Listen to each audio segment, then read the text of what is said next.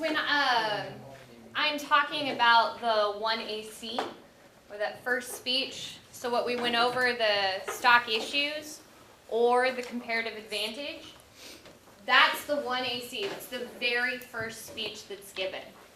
That's the 6-minute speech, where you say that, so we have the resolution, and this is where the affirmative says how they agree with the resolution to change something. So that's what we went over last time. What questions came up during lunch that you have about the affirmative evidence packet? Okay, we're going to talk about the negative.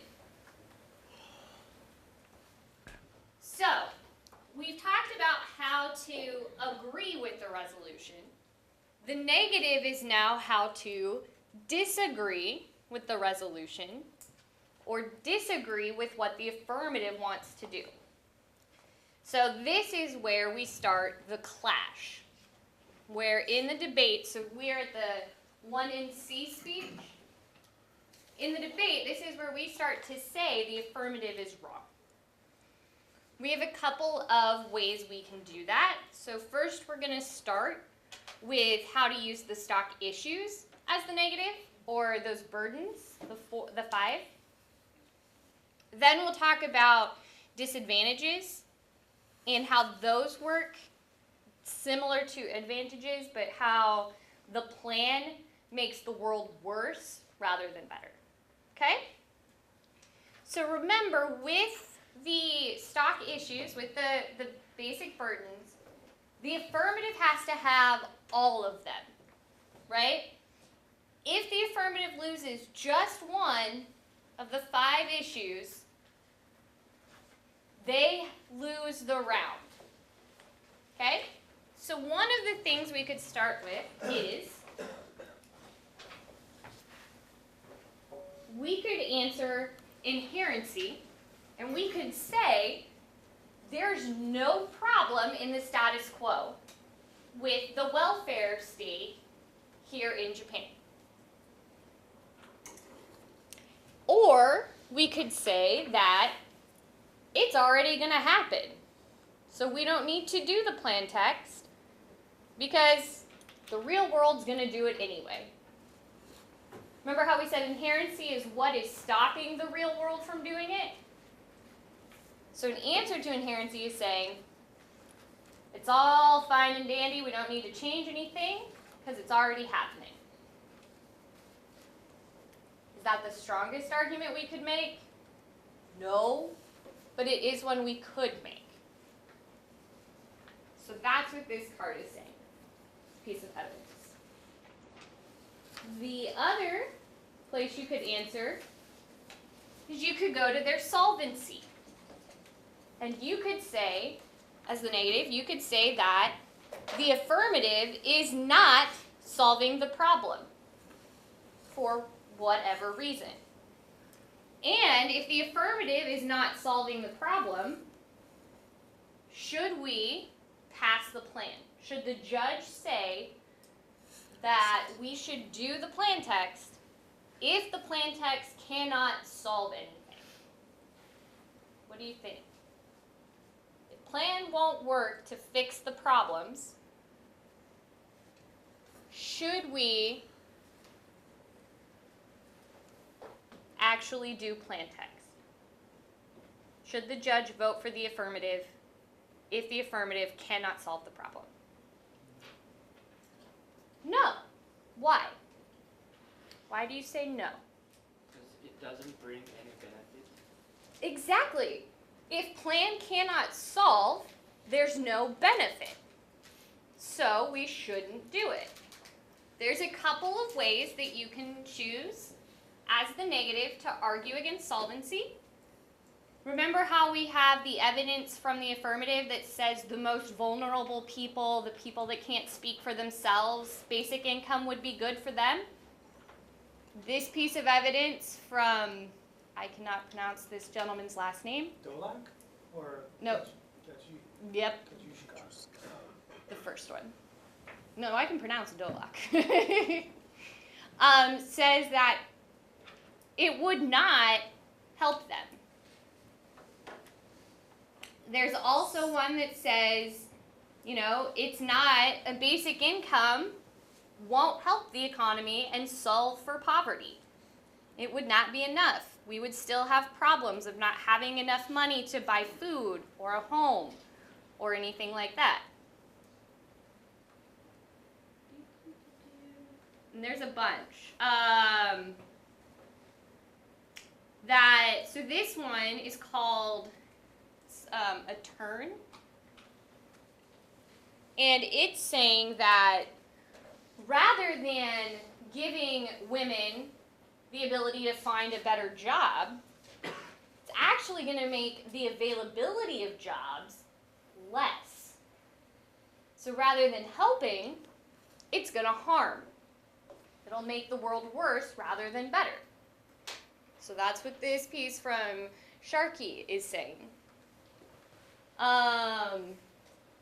The beetle evidence. Beatty. Is it Beatty?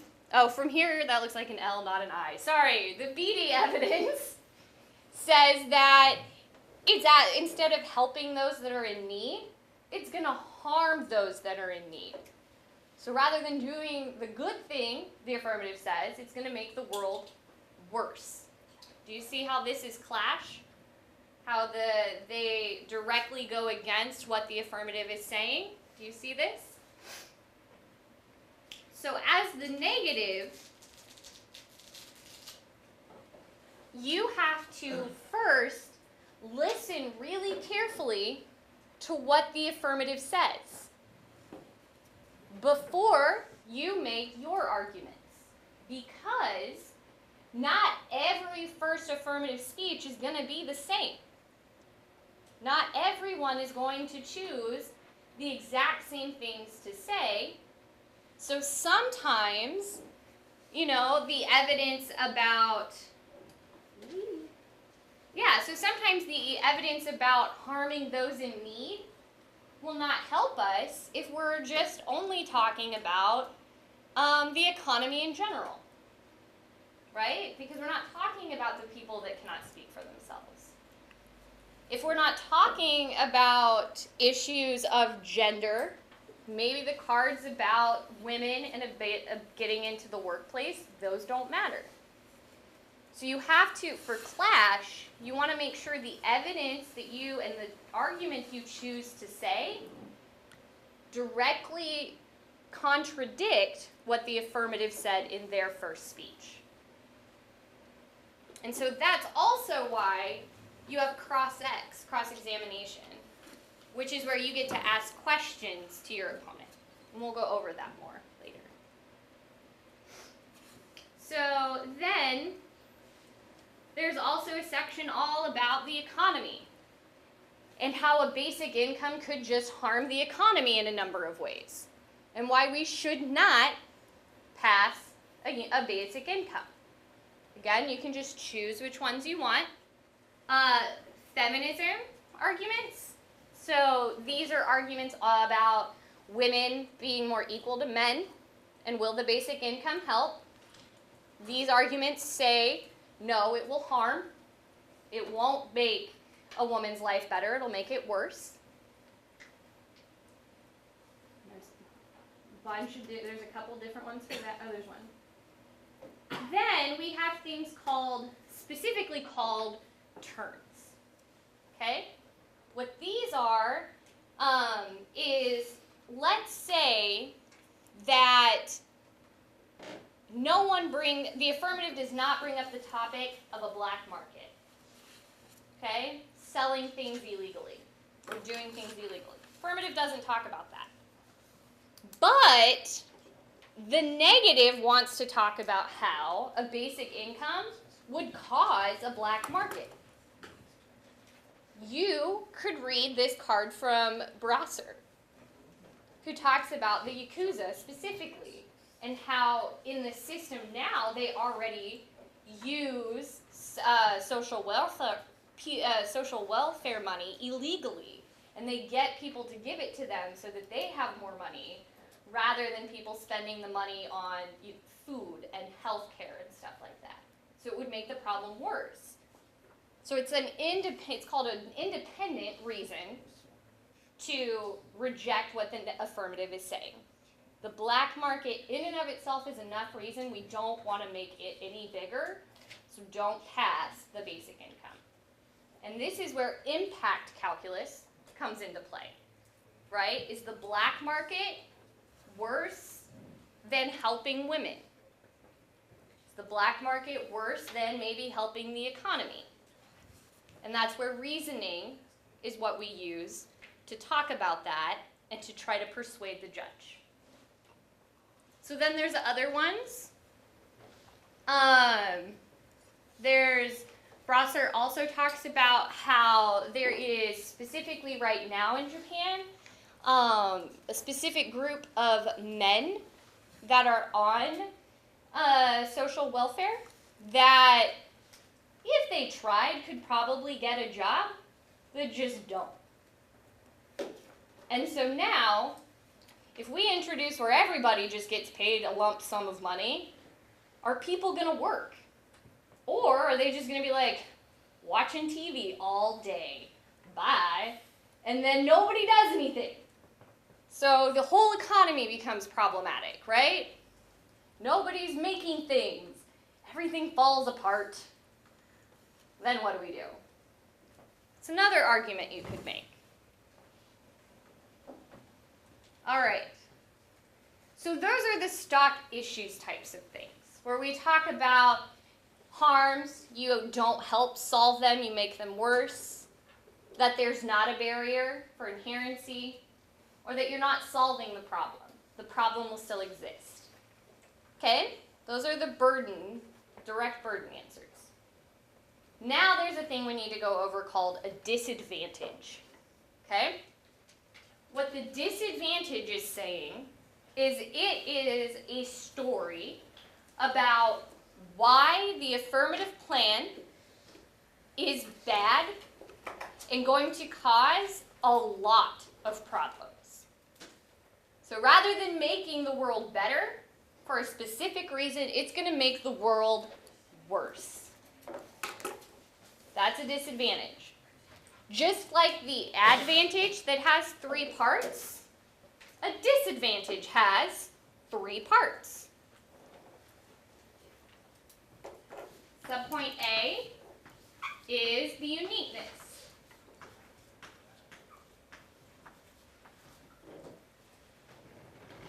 Now, for the affirmative in an advantage, the uniqueness says something is bad in the status quo, right? For the negative, the uniqueness says the status quo is okay. So the world as is good. Okay? That's what the uniqueness for a disadvantage says. It says, we are doing fine right now. Subpoint B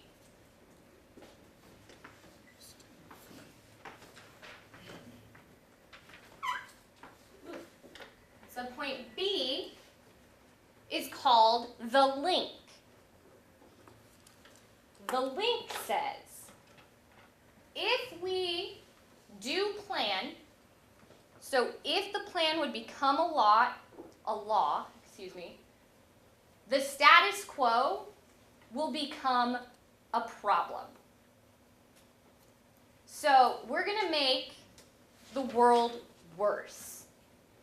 Okay, so we start out with the uniqueness. So let's look at the poverty DA as an example. The uniqueness is saying that in 2017, in Japan, the economy is expected to get better. It's expected to grow. Okay? So that's how the status quo is okay. But then, if we look at the link, it says if we pass a basic income, that's going to put a strain on the money we have, the funds, because it's going to cost a lot. And so that's actually going to ruin the economy, destroy it. So all that work that we're doing right now that's making the economy okay, we're going to completely change it and make it bad.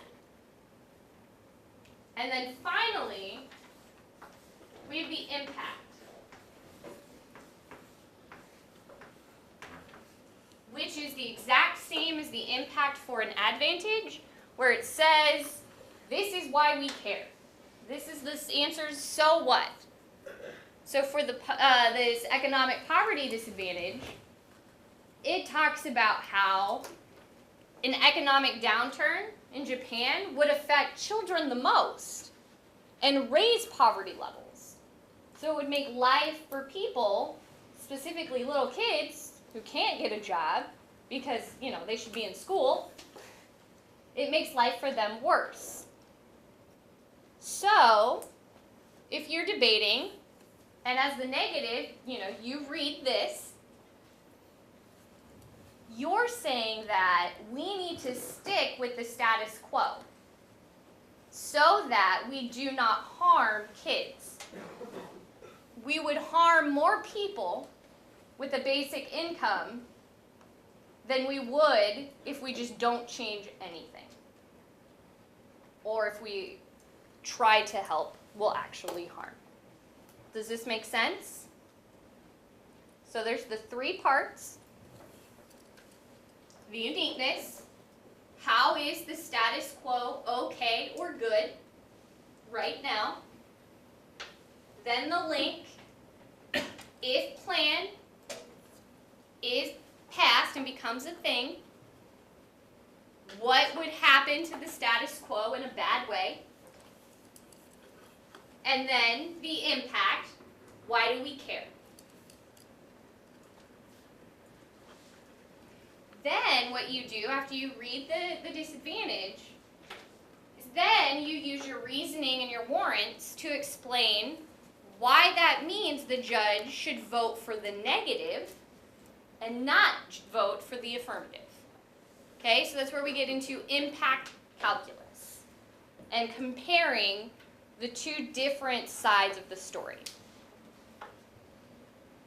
What questions do you have about disadvantages?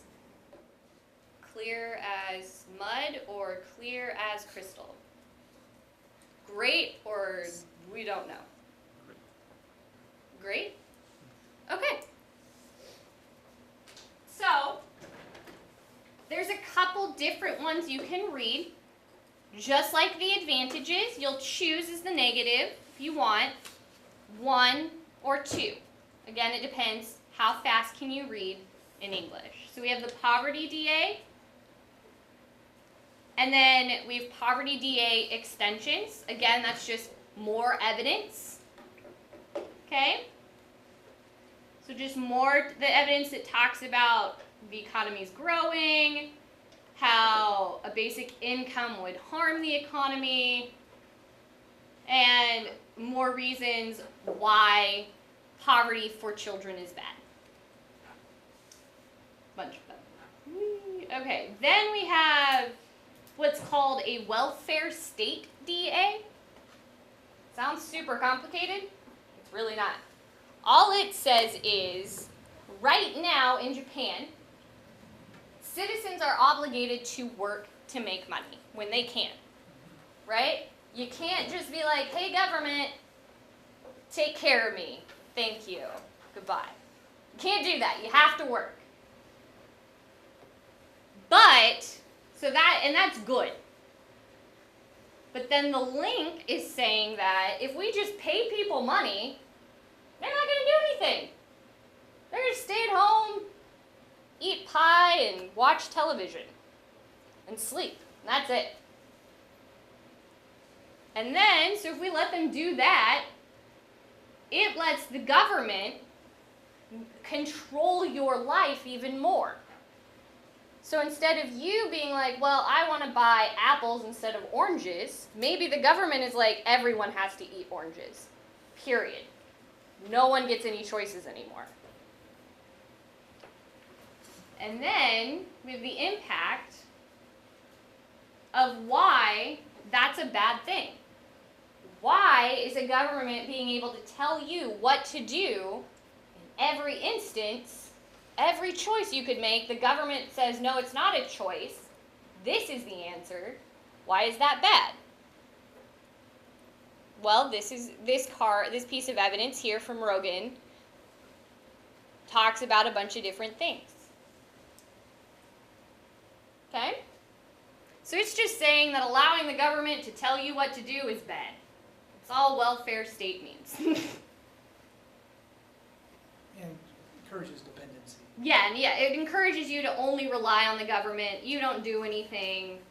You just get fat and eating pie.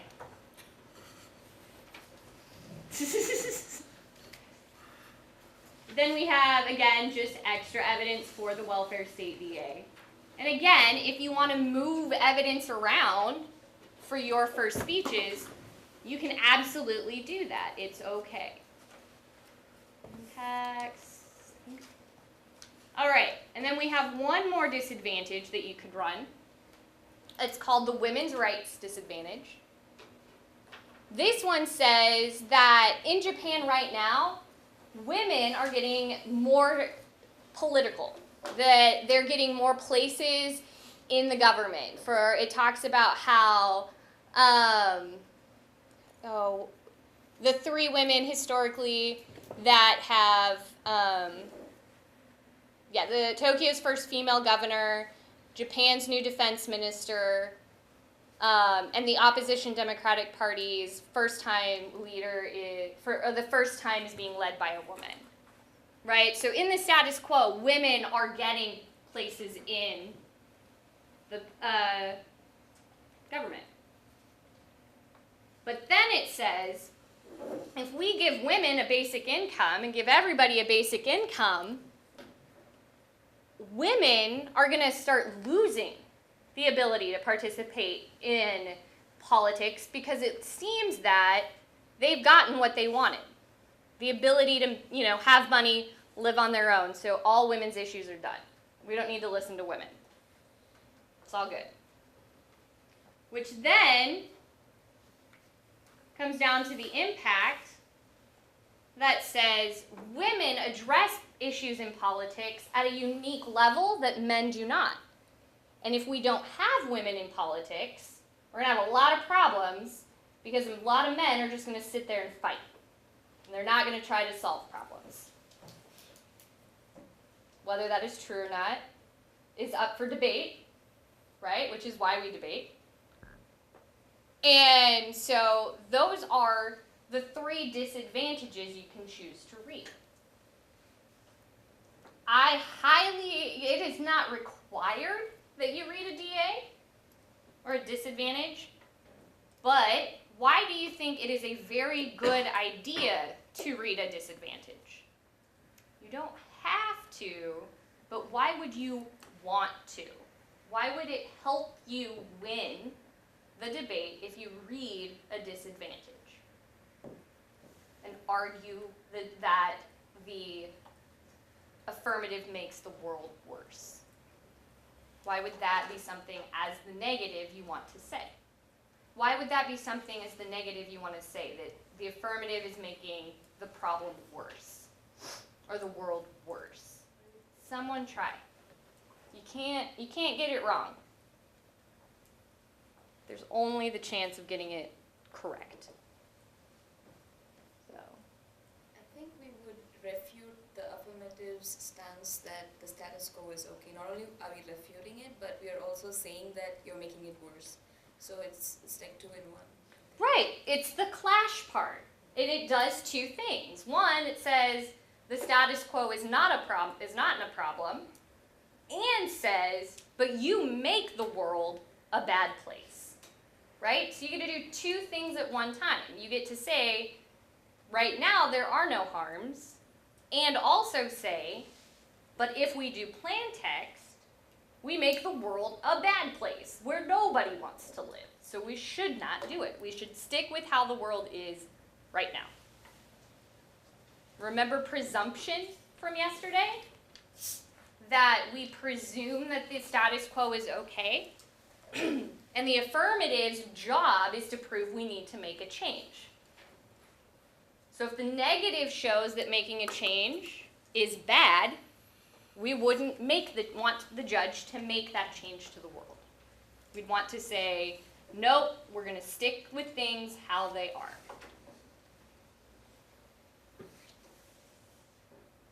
What questions do you have about negative? So basically, So the negative side is about protecting the status quo.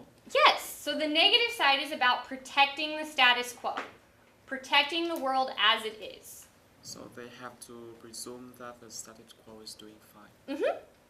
Yep, we presume that the world as is great. No problems. But if we let the affirmative change things, we're all doomed. Bad things are going to happen, the world is going to explode, and it would be a terrible place. Fires everywhere. Yes? As a negative side, like, do you have to directly clash, or can you go around it also?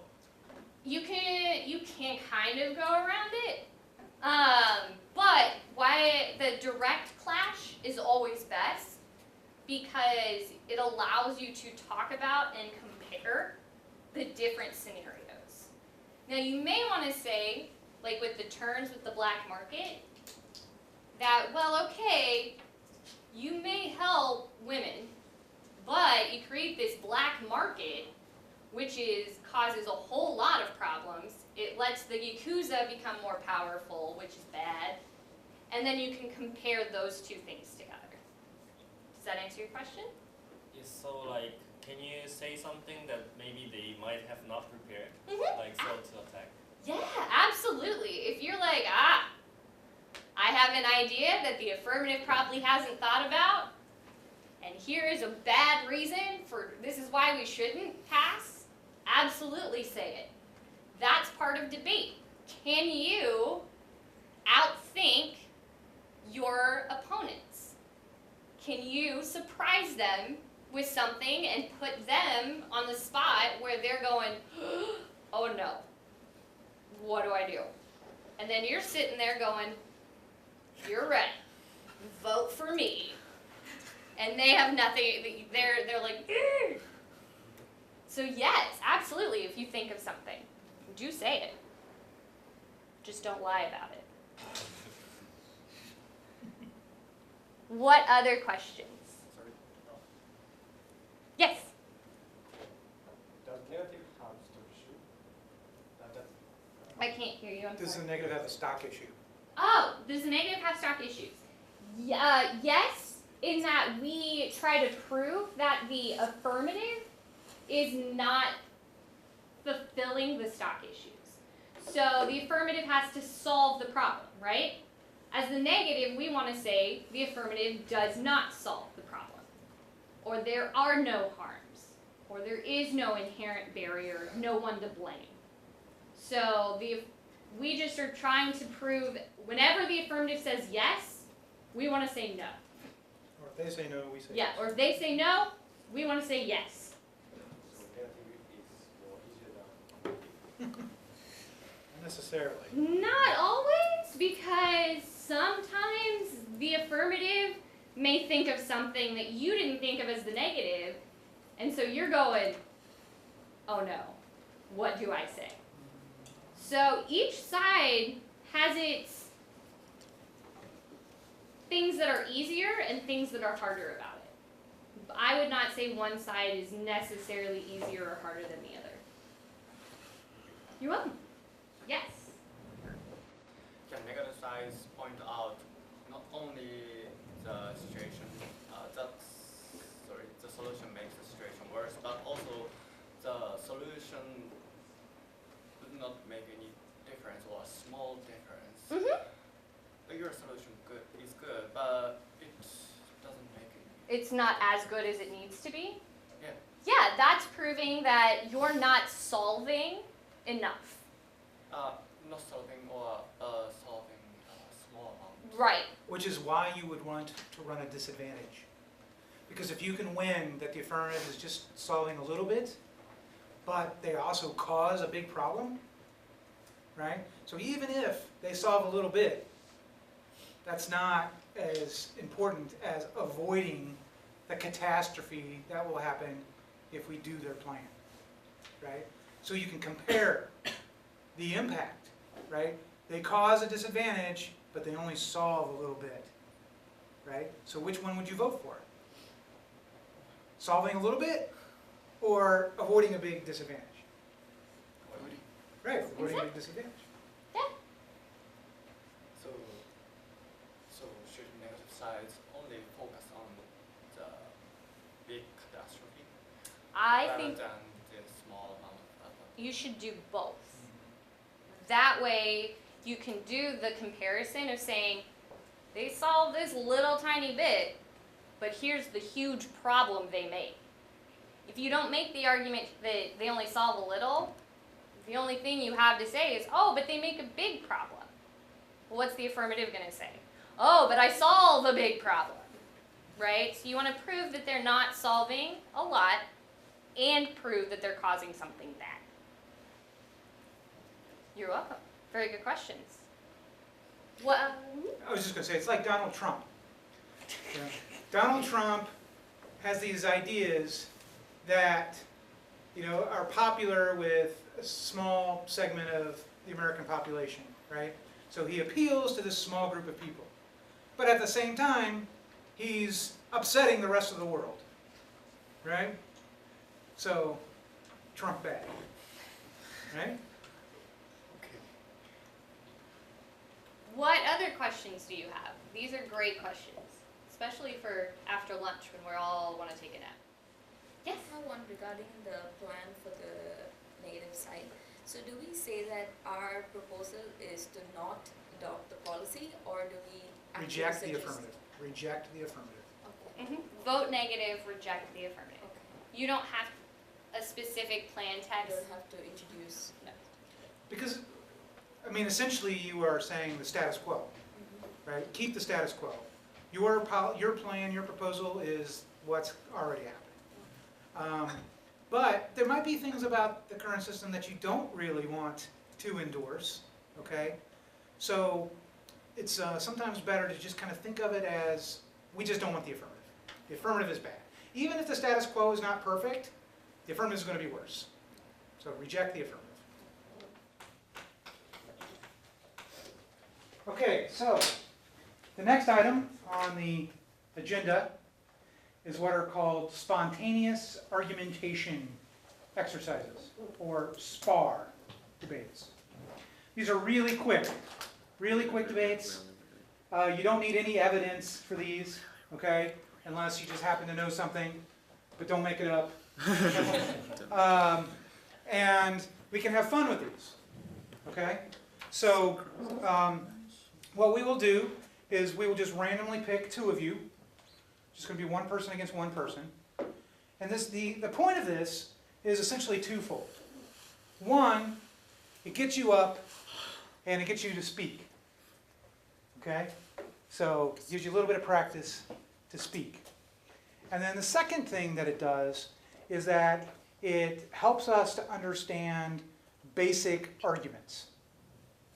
Okay? And we'll try to have some fun topics so that, you know, it makes it a little more enjoyable. Okay? So what happens then is we'll randomly choose two of you. We'll flip a coin. One of you goes affirmative, the other goes negative. And then whoever the affirmative is has 2 minutes to think of as many arguments as they possibly can to support the topic. Okay? So 2 minutes of preparation time, think of as many arguments as you can. Then you have to give a 2-minute speech. Okay? In English. Then there's a brief cross-examination where the negative can ask you some questions. Then the negative has 1 minute of preparation. And you might say, well, that seems unfair. The affirmative had 2 minutes of preparation here. Why does the negative only have 1 minute of preparation? Does anybody know why? Because the negative. One at a time. Back here, what? Who was back there? It is easy to predict what affirmative will talk about. Well, yeah, it's easy because they have already spoken, so you know what they talked about. Yeah, that's true, but there's another reason. So So I think they make their speech based on what the affirmative said. But for the affirmative, they have to think from the beginning. The affirmative has to think from the beginning. The negative responds to the affirmative. But what's the negative doing during this period of time? New idea. The affirmative is preparing their speech. What is the negative doing? Playing Pokemon? Huh? No, what's the negative going to be doing here? Same thing. Same thing, exactly. You're going to be brainstorming in your head all of the arguments you can possibly think of that answers the topic. Okay? Now, then the affirmative speaks. You ask some questions. And you have 1 minute to think of answers to the arguments that you did not think about. Right? And then you have other arguments that you already thought about when the affirmative did their prep time, so that you should be able to easily fill up 2 minutes for your speech. Okay? But since the negative can make some new arguments, arguments that the affirmative did not make, the affirmative gets a last rebuttal, okay, to prove their point. At the end of this SPAR debate, obviously we want you to have a good time and have some fun, but we also want you to be passionate. Debate is about 80% psychology. It is. Trust me. 20% all the research and all the stuff we've been talking about, but 80% psychology. As soon as you walk into the room, your manner, your poise, your confidence signals and communicates to the judge what kind of a person you are, what kind of a debater you are.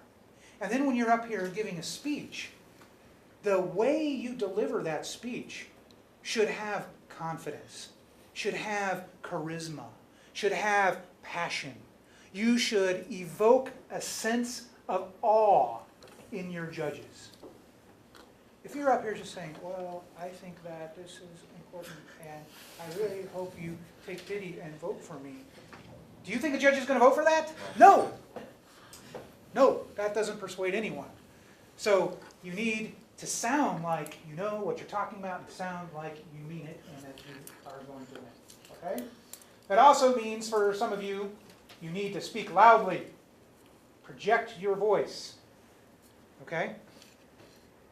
Any questions? Yeah. Can you tell us a little, sorry. That's okay. Can you tell us a little bit more about the cross-examination and rebuttal? I think we have. I'm going to be talking about cross-examination more in the session after the break today. This is just to give you an opportunity if you didn't quite understand what they said, you can say, okay, well, what was that argument you were saying? So that's one of the reasons that we have cross-examination, is to clarify points. There are other reasons, which I'm going to talk about later, but for the SPAR debates, it's mostly just for clarification purposes. Okay? Any other questions? All right, Shanna, pick 2 people.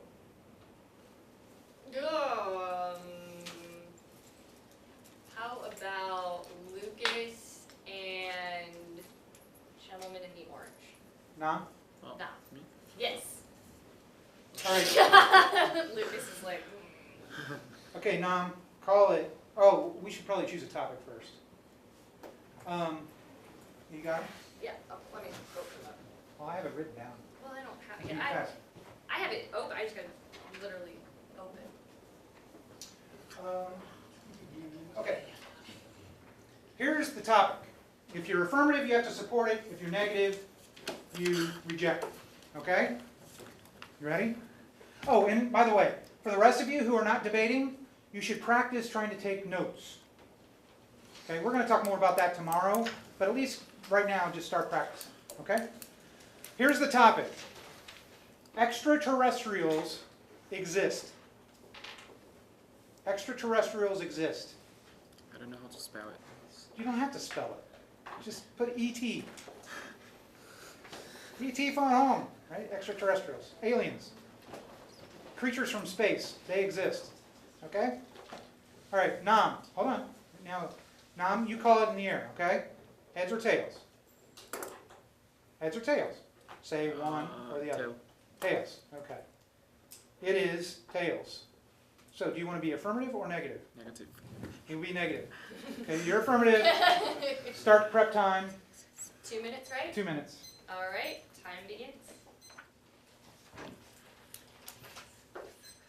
Thank you, Mr. Speaker, ladies and gentlemen in this room. I would like to argue that aliens or ET, they do exist. Because first, science, currently the reason why nobody believes it is because science cannot explain those kind of supernatural phenomena.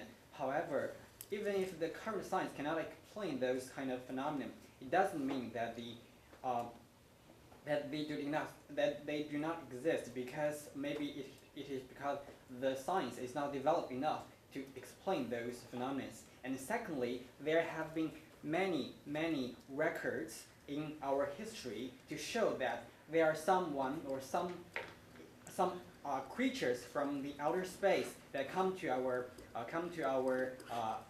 the Earth. For example, in the books or even in the Easter Island, those heritages, or in the book, or even recently you have some videos like show the UFO that you cannot explain. Most of them cannot be explained by the current science. Therefore, not only the current science cannot explain it, but also because there are many records in our current and history that shows the evidence that aliens have visited our Earth. And lastly, another one is that the universe is very broad, and it will be only human to live in this big universe, and therefore, and also we have only lived in this big universe for a very short period of time compared to the existence of our other planets. Therefore, it will be a waste. It will be a waste for only human being to live in this big universe, and it will be lonely for human race as the only intelligent race to live in this universe. Therefore, we strongly believe that ET exists. Thank you. All right. Remain up there because you have cross-examination. So, Nam, you get to ask him questions now for 1 minute. Have you ever encountered any extraterrestrials? Actually, I did. One day when I was very young, about 5 p.m. In the afternoon, I saw a red-orange point in the sky. It didn't move. It just be there. So I believe it's a UFO. How do you believe that the thing that you encountered before was actually extraterrestrial, which is not anything else? How can you explain that it is extraterrestrial? But do we have any evidence to prove that this is only made by human? Those phenomena is made by human. You cannot explain, right? So the fact that it's not explained doesn't mean that it's extraterrestrial. But do you agree? As I mentioned in my arguments, we cannot explain. Does not mean that it does not exist, right? But therefore, it's just because our limitation of our science, technology cannot explain those phenomena. It's not because they do not exist, right? All right, that's 1 minute. Thank you. So now you have 1 minute of prep time now. All right, time begins. But can I make a rebuttal to what he said before? Yeah, that's what you're going to be doing. You have 2 minutes for a speech, but you should be preparing right now. Hello everyone. I first want to start my speech by refuting some of the points that he made before. Firstly, he said that there have been many records in our history which show that the existence of extraterrestrial is true, but at the same time he also said that science is not yet developed enough to explain those records. So if science is not yet developed enough, so how can he know that those records are actually from extraterrestrial? That's the first part. And the second part, he mentioned the term supernatural phenomenon. But supernatural phenomenon is for gods. It's not for extraterrestrial. So it's not relevant here, because if you want to get extraterrestrial is just another form of living creature, of organism. And if you want to get that form of organism, you need to get the right portion of water, temperature, or other organic and inorganic compounds, and it is something which is 100% natural. It's not supernatural. So finally, I want to make my point here, which I want to argue why extraterrestrials don't exist. So in order for life to sustain itself, we need to get the right portion. What I said before, water, temperature, and inorganic and organic components. The Earth itself didn't have organisms and living creatures on its surface until 3.5 billion years ago, because there was an organic reaction in the atmosphere. Originally, there was no living creature. In order for such organic reaction to happen from inorganic components, it's really complicated. And so far, our human society hasn't been able to encounter any form of extraterrestrial before. Okay. Good, good. Hold on, you have to answer a question. Oh. So thank you for your speech. I was wondering, you mentioned that in other planets there is no essential chemical elements that is essential necessary for the living of other creatures. But I was wondering, in the deep sea there are some fish or other creatures they can live. However, human beings cannot live there. Does it mean that in your sense, therefore, there will not be other animals or creatures live in where human beings cannot live? Different living creatures have different conditions for living, because you are talking about those anaerobic living creatures in the deep sea, and because their cellular respiration is not the same as our cellular respiration. So. But what about at outer space? Because if there do exist aliens, there will be total different species, and what is suitable for them might not be suitable for human beings, but that might be what is needed for them to live. Because you are talking only about chemical components, but at the same time we need to get things right about water, about temperature, about pressure, and other things. Chemical components are not everything. Okay, that's time. I have one more rebuttal. Too bad. But you do have you have 1 minute speech. Okay. So, with no prep time. Oh. With no prep time. Okay. Then please. When you're okay. I'm okay. Thank you, Mr. Speaker. And the negative thing you just mentioned, there are no water, temperature or chemical elements that are essential for other species to live. However, as I mentioned, there is no scientific evidence have proved that there is no water or temperature in all the other planets. Therefore, what he just mentioned does not stand. And also, as I mentioned, if we think God as another species, and those gods, they do not need water, they do not even need food to survive. Therefore, in that sense, other species who are also intelligent, they do not eat those what are essential to human beings to live, to make their life. Therefore, what he just mentioned does not stand up. So therefore, we believe that scientific proof, our human being scientific development is not enough to explain those supernatural phenomena. Therefore, we believe ET and aliens do exist. Thank you.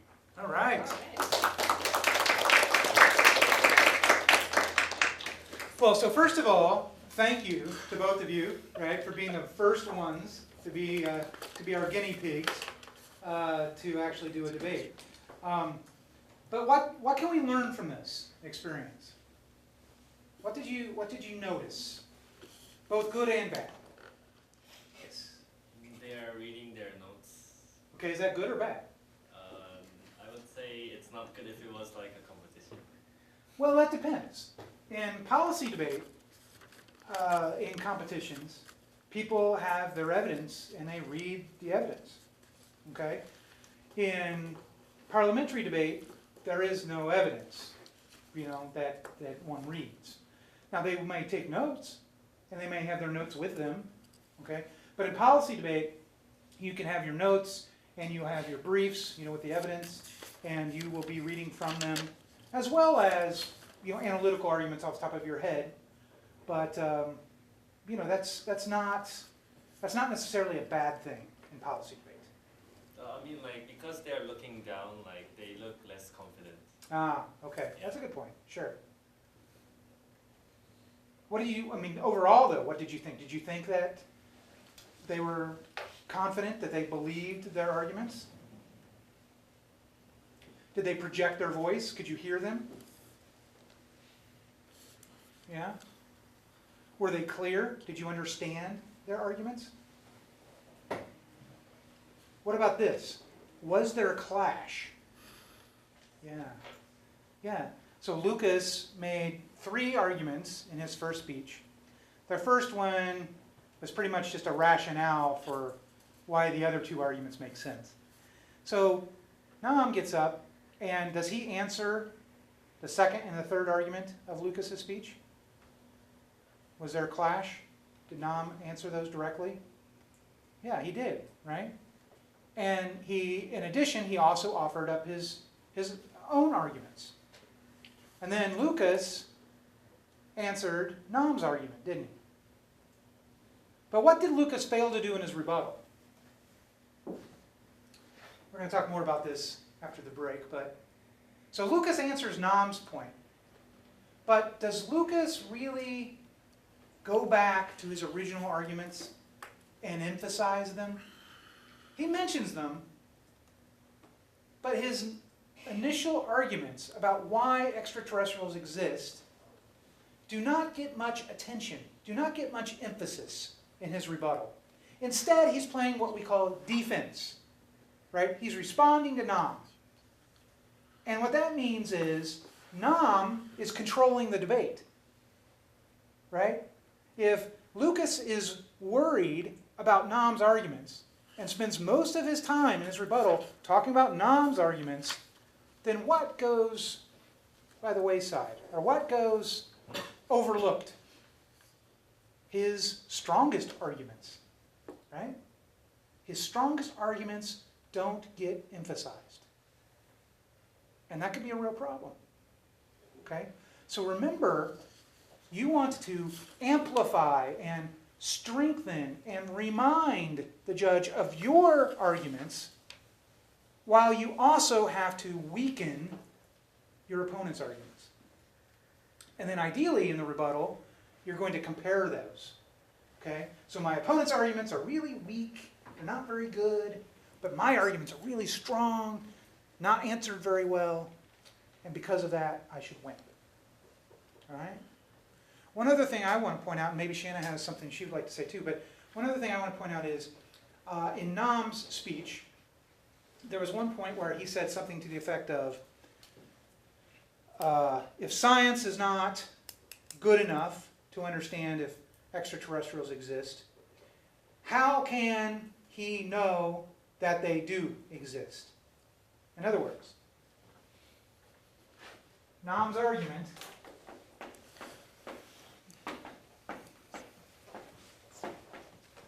is a question. Right? Nam asks the question. If science is not good enough yet, how do we know that extraterrestrials exist? That's a question. Now think about this. If someone asks you a question,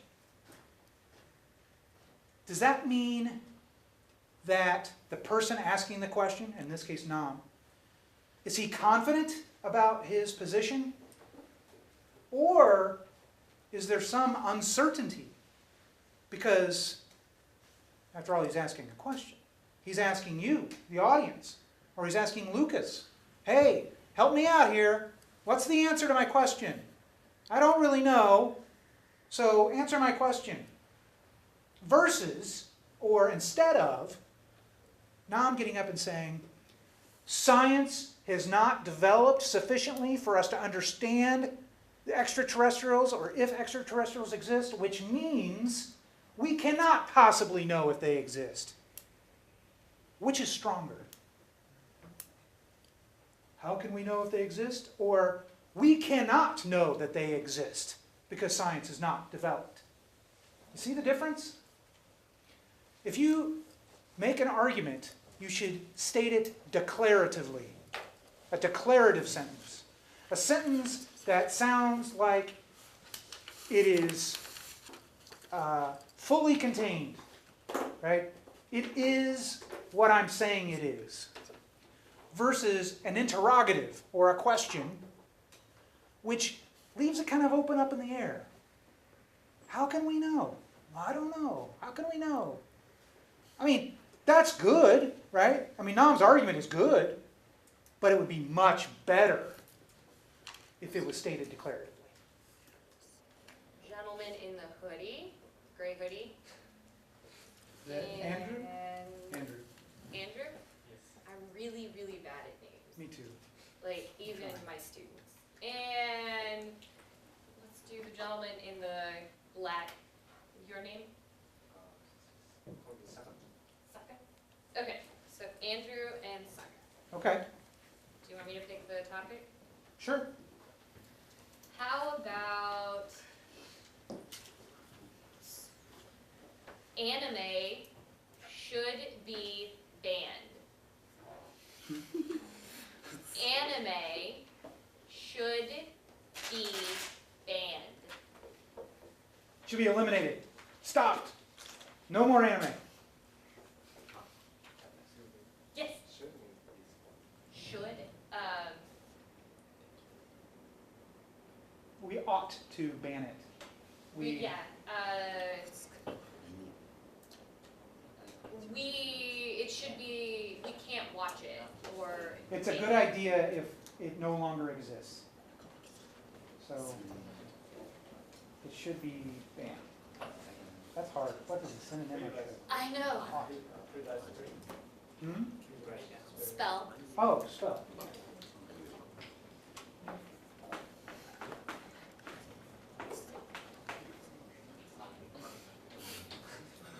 Anime should be banned. It ought to be banned. It is bad, so we should not have it anymore. Anime? And subject. The subject of the sentence. Yeah, anime. Anime. Okay? You good?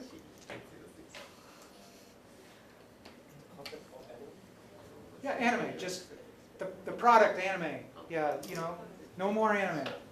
No more books, no more TV shows. It's all bad. It should be no more. Understand? Okay? So, Andrew, call it in the air, heads or tails? It is tails. So, do you want to be affirmative or negative? Affirmative says anime should be banned.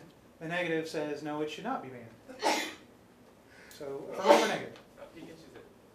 Okay, he defers. What would you like, affirmative or negative? Affirmative? Negative.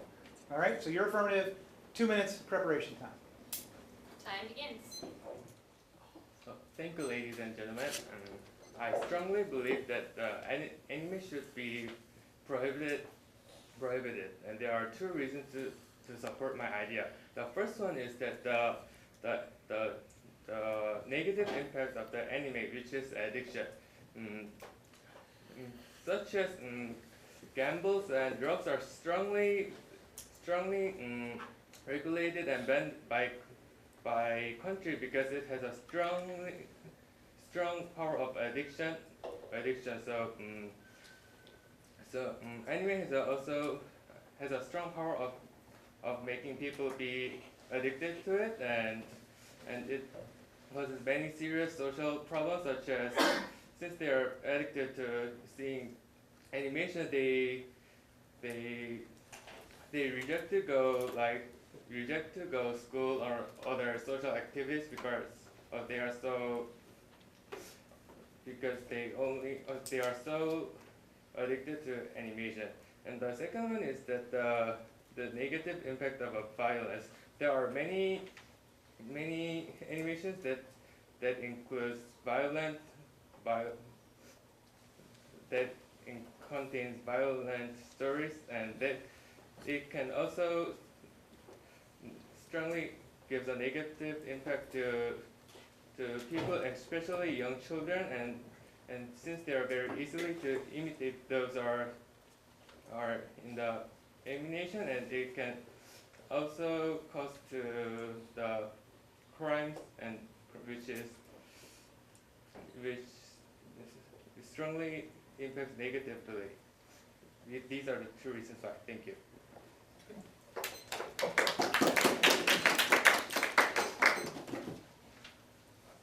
Can I ask? So, how the enemy make addiction? Yes. So why this addiction is bad? So please be specifically explain the addiction. So disadvantage. Like this, like the definition of the addiction is that like if there's a no existence of it, that people cannot be. The definition of the addiction is that if there's a no existence of it, then the people cannot Break away from it, free themselves of it. people cannot break away from it, and animation has a high You can finish your thought. Yeah. animation has a high impact of those addiction, which makes people unable to do such a normal activities such as normal activities now. All right, so 1 minute of prep. The affirmative side said the enemy is dangerous, so should be banned because so this makes the addiction to the people. But I think it is not true. So because the people is not not thoughtless. So the people can principle themselves. So therefore they use the enemy. So moderately. So therefore this the affirmative to suggestion limited the autonomy of people. So the people is so should be the assured the free of the choice. So this ban ban the enemy is the limits the autonomy of the people. So this is the something the bad control of the choice of the people. So this is not just not unjustifiable. So therefore then I go to our main argument of this negative. Our negative is so it is the autonomy of people. So the people is free to do and decide themselves do what do. So therefore the controlling of the choice of the using the enemy is the interfering in the freedom of the people. So the reason and ban of the enemy is insufficient to ban because it is not sure. So it's not sure to the actually the people go to the addiction of it. Thank you. Good. Questions? Oh, you've mentioned that people has a freedom to decide their own things, but then do you think that those free to make their own decision can be adopted to the things that can seriously impact the social system negatively? For example, many governments regulate the drugs such as marijuana because it has very negative impact on our society. To some degree, to the social system rewards, to the people, figure out, to stop the making wars, and take the measure to stop use the enemy. So the completely ban is not good way. So we should depend on the mind of the people. Good. Final speech? To start with, I would like to make the rebuttal on the claim that the anime should not be banned. The opposite side mentioned that the people have a freedom of choice choice because they choice. However, but if the choice, if their own free decision impacts a serious negative impact to our society, it should be regulated in several ways. And they also mentioned that people can have a self-control, but if they can self-control themselves, then why would be there addiction, which means that they cannot control themselves. So to sum up, I strongly believe that anime should be banned in two ways because it has a serious impact on addiction, which negatively impacts our society, and it also has many violences that also negatively impacts our society. Thank you.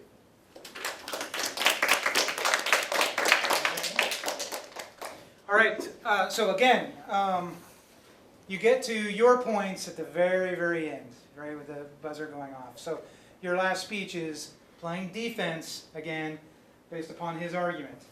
So you want to make sure that you preserve or make sure you have enough time for your strong points, okay, in that last speech, all right? But what did you all think? Was there a clash in this debate? Did they clash? Did they clash? Yes. It is addictive. Or, yeah, that's one, yeah. Do you think that they clashed on addiction? Did they clash on the addiction argument? Was there a clash? Yes? Okay, yes. Yeah, so it's pretty good, right? Pretty good job. We have time for one more. This time, though, instead of Shanna choosing two, do we have volunteers who would like to do a SPAR debate? Sorry, can I ask you a question? Yes? For example, if I say anime is really addictive, don't you think so? I'm really sure. I just ask audience to join us. But you said you should not do that. How can we know the extraterrestrial exists like that? I just, if I want to say something like that, don't you think so? And then I'm really sure that really does. Can I? Right. In certain styles of debate, that is useful. In policy debate, not useful, because and you're taking a huge risk. If you ask the audience, what if they say no? Right? You don't want that to happen. And in policy debate, you're not really debating for the audience. You're debating for the judge. And so you're trying to persuade the judge. And you want the judge to think that you know what you're talking about, that you're confident. Okay? So in this format, not so much. One thing I did want to point out was, your name again is? Saka. Saka. So Saka is negative. Oh, I know what I was. Do you remember when Shanna yesterday talked about, in the Toolman model of arguments, she talked about this word?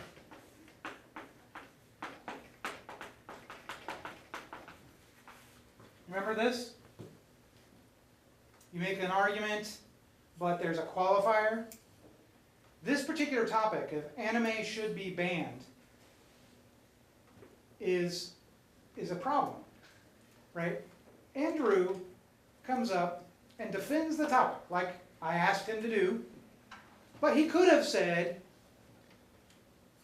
violent anime should be banned, right? But he didn't. He said, all anime should be banned.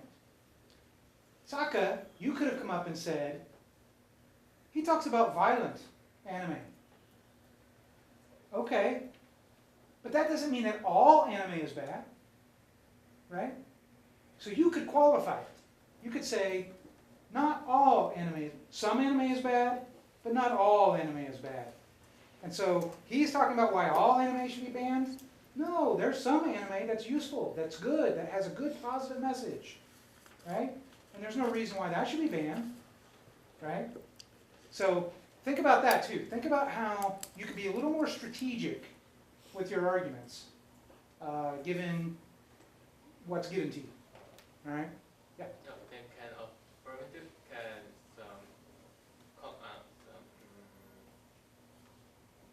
can make some extra conditions on the topic.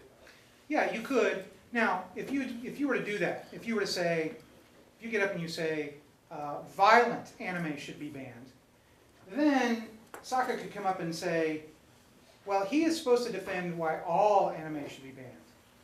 And since he's only talking about violent anime, that actually proves my point that some anime is okay. So that's actually where we get into this notion of topicality, okay? What does the topic say, and are you really defending the topic, or are you defending something else, okay? But in this case, in a SPAR debate, we're just having fun, so you could have done that. But the topic is pretty clear on basic income. It says a universal basic income. So the affirmative cannot do a limited basic income because the topic requires that you defend a universal one. Okay? So, Tommy wants to debate. Who wants to debate against Tommy? Come on. It'll be fun. I promise Shanna will choose a really fun topic on this one. Okay. What's your name? Naoya. What? Naoya. Namia? Naoya. Naoya. Yes. Naoya. Okay, come on, Naoya. Naoya and Tommy. All right. How about girls are better than boys? Girls are better than boys.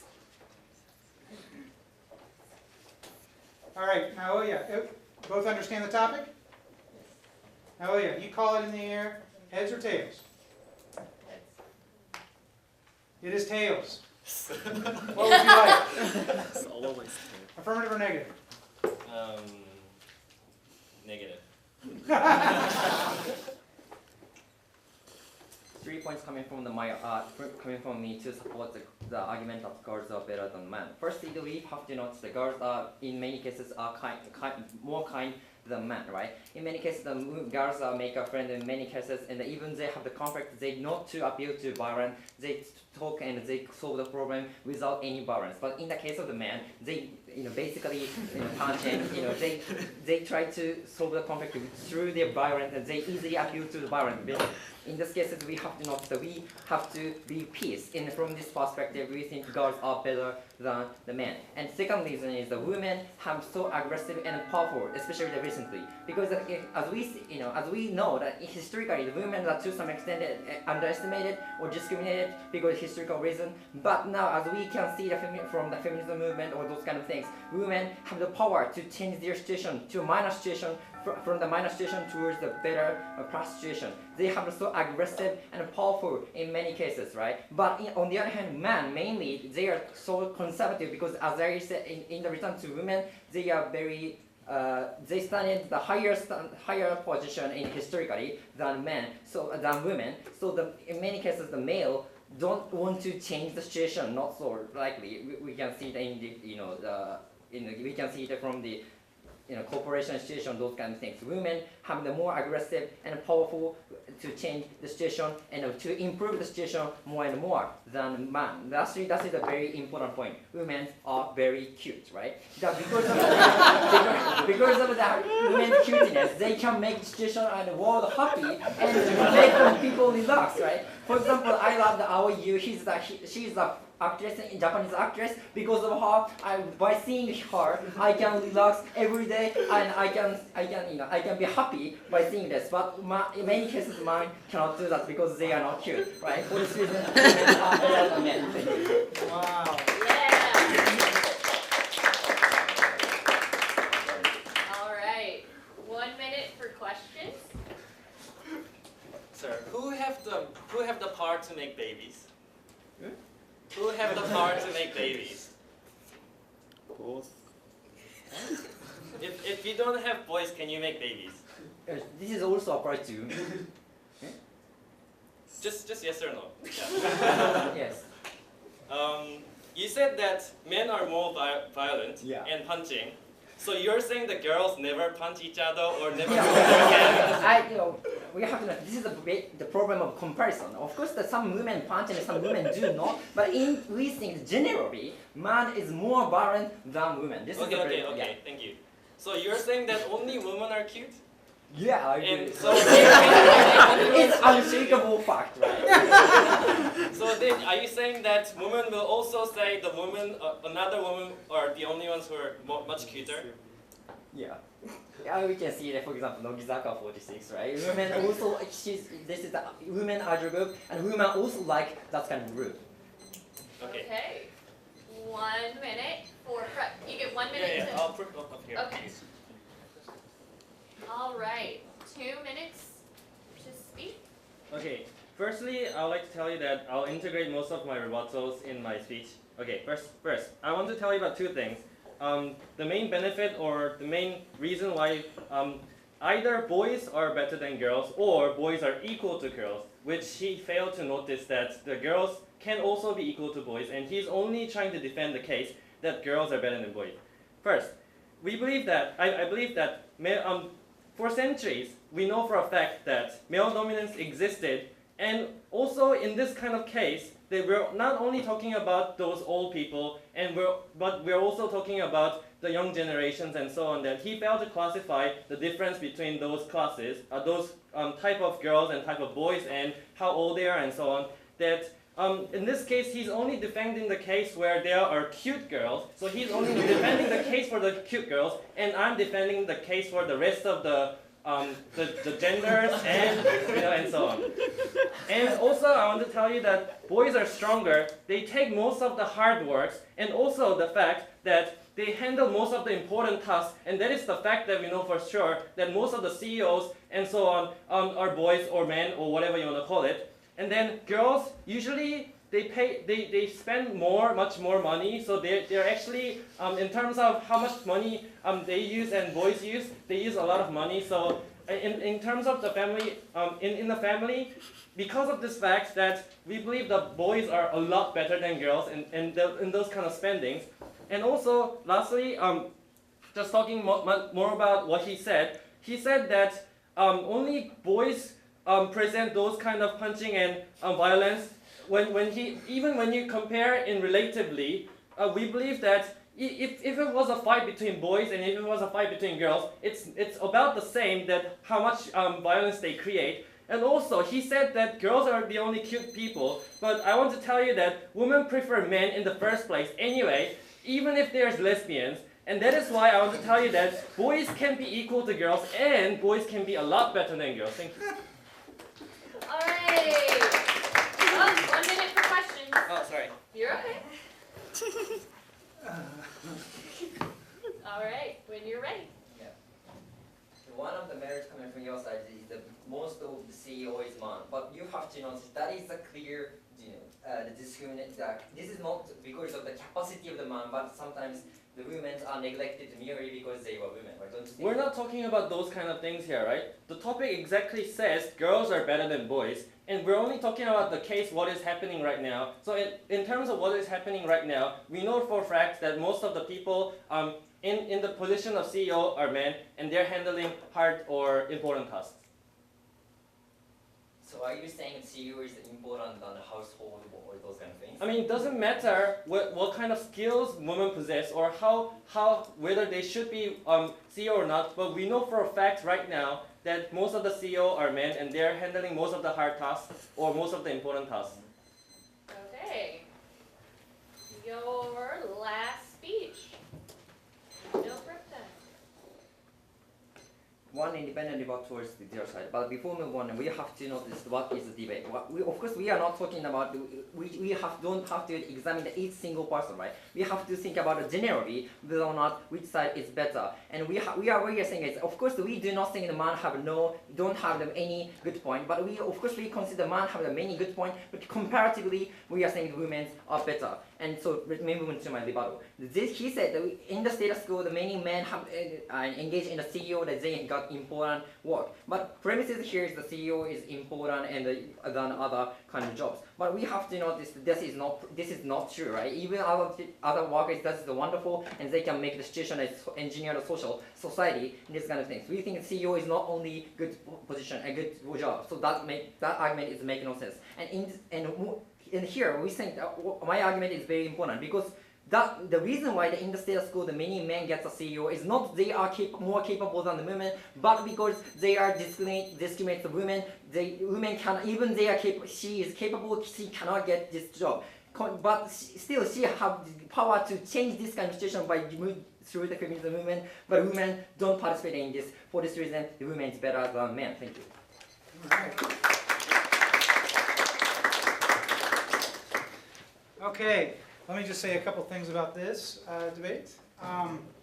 Despite the fact that the affirmative said that it's an unshakable fact that women are cuter than boys, and despite the fact that the negative said that even when they're lesbians, women prefer men. Despite that, I mean, there was pretty good clash in this debate, and it was fun, right? Was it not fun? That was pretty fun. One thing I do want to point out, though, is the importance of listening carefully to your opponent's arguments. Okay? Listen carefully. Tommy, what was his first argument in his first speech? About violence and punching. Well, like more, and they are more kind than men. Women are more kind than men, right? And that they can resolve things peacefully, right? That was his first argument. What was his second argument? He said about feminist movement and how they're empowered. And what does that mean?